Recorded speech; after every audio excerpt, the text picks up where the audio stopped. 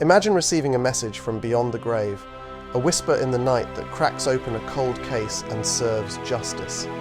This isn't a scene from a supernatural thriller, it's the real-life story of Teresita Basa, whose voice from beyond the grave led to an unprecedented twist in criminal history.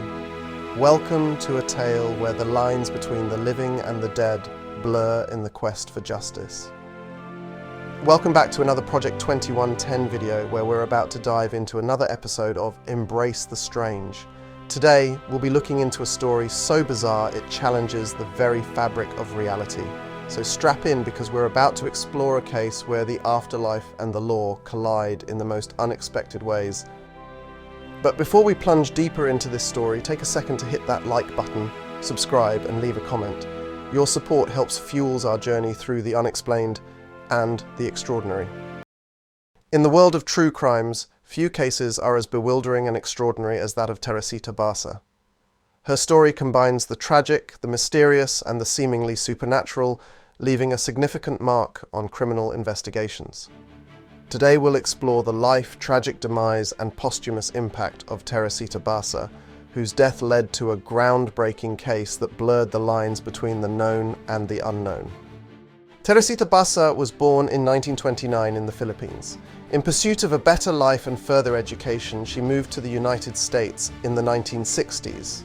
Initially coming to the country to study music, Basa eventually found her calling in the medical field. She became a dedicated respiratory therapist, working at Edgewater Hospital just outside of Chicago, Illinois, a facility with a colourful history, having once treated Frank Sinatra and being the birthplace of notable individuals like John Wayne Gacy and Hillary Rodham Clinton. Basa was known for her quiet and unassuming life. She was deeply involved in her work and her studies, pursuing a master's degree in music while also offering free piano lessons to children in her neighbourhood. On February 21st, 1977, Basa's life came to a sudden and violent end. After a typical day at work, she returned to her apartment where later that evening, firefighters discovered her body under harrowing circumstances. Responding to a fire in her apartment, they found Basa naked and stabbed, with her body hidden beneath a mattress. The fire, it seemed, was set to cover up the murder, as there was no evidence of sexual assault, despite the condition in which her body was found. A determined team of detectives from the Chicago Police Department led the initial investigation into Basa's murder. Tasked with solving this heinous crime, they embarked on an exhaustive series of interviews, speaking with neighbours, friends and colleagues to piece together the final moments of her life. Among those interviewed were fellow healthcare workers from Edgewater Hospital, acquaintances from the local music community where she was known to be active, and even casual contacts who might have seen something on the day of the tragedy. At one point, the detectives considered the possibility that the motive behind Basa's murder might have been robbery. This theory seemed plausible given the violent circumstances of her death and the subsequent setting of the fire. However, upon closer inspection of her apartment and belongings, it became evident that this theory did not hold.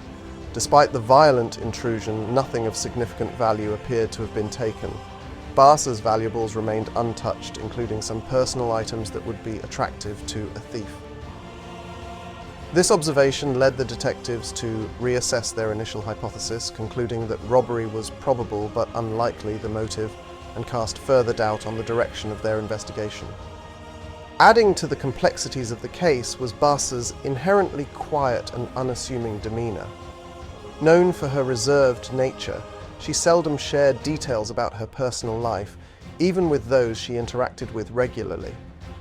This proved to be a significant obstacle in the investigation, as detectives found that many of her colleagues, some of whom had worked alongside her for years, still knew very little about her. Interviews with potential witnesses thus became increasingly futile, as few could provide insights beyond their superficial interactions with Basa. Her preference for privacy and her tendency to keep personal matters to herself meant that the detectives had little to go on in understanding her social interactions or identifying individuals who might have had a motive for the crime.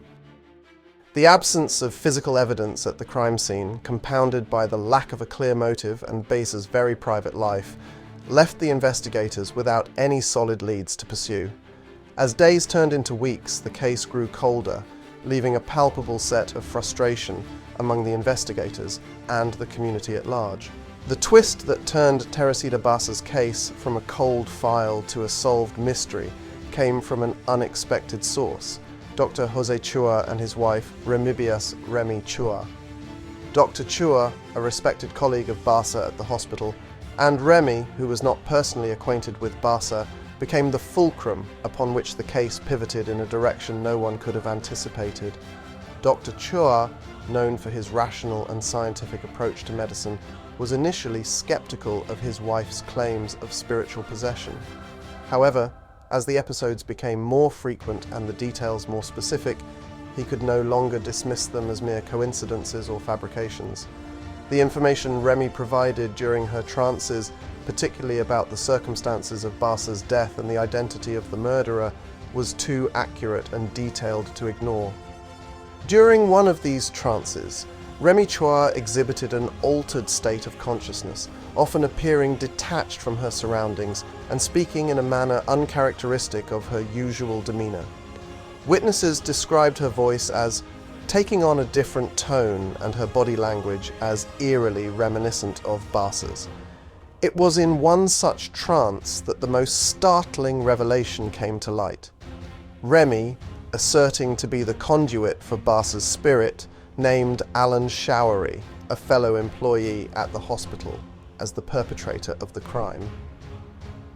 What made this claim particularly compelling was the specific information conveyed. Remy, or rather the entity claiming to be Basa through her, provided details about the murder that had not been made public. Among these was the allegation that Showery had been given access to Basa's apartment on the pretext of fixing her television.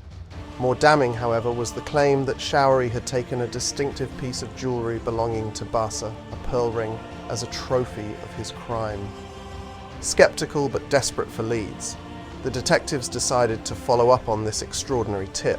They approached Showery for questioning again, but this time focusing on the details provided during Remy's trance. Initially, Showery maintained his innocence, but as the questioning intensified and the evidence began to mount, his resolve weakened. The breakthrough came when a search of Showery's possessions uncovered a pearl ring that closely matched the description of the one mentioned by Remy during her trance. Faced with overwhelming evidence and the mounting pressure from law enforcement, Showery's defences crumbled. He confessed to the murder of Teresita Basa, corroborating the narrative that had been so eerily conveyed through Remy's trances. He admitted to being in Basa's apartment under the guise of a friendly visit, before the situation escalated to violence, leading to Basa's tragic demise. The case of Teresita Basa is a reminder of the enduring quest for justice and the unexpected paths it can take.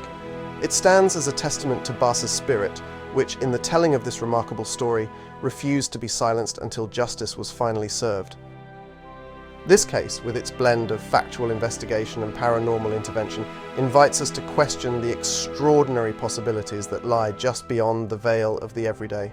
It also raises profound questions about the nature of justice and the potential for the human spirit to transcend the physical realm in pursuit of it. Do you believe that the spirit can return, in one form or another, to seek justice? Share your thoughts and insights in the comments below. Thanks again for watching. See you soon.